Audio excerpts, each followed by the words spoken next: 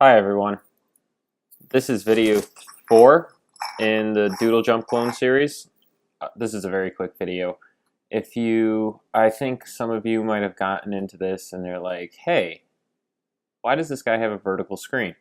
Well, let's check out what our options are that Unity comes with by default. So we got 5.4, 4.3, 3.2, 16.10, 16.9, standalone.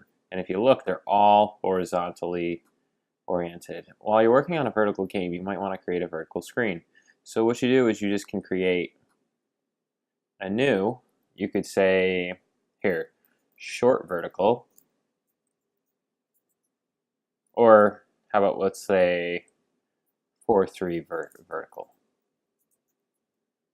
Fixed resolution, and give it a 3 by 4. Hey, what's going on here? Aspect ratio, that's what I want. 3 by 4. Hit OK, and now I have a short vertical. That's not the one I'll be working with, but just to give you an example of how to create one of those.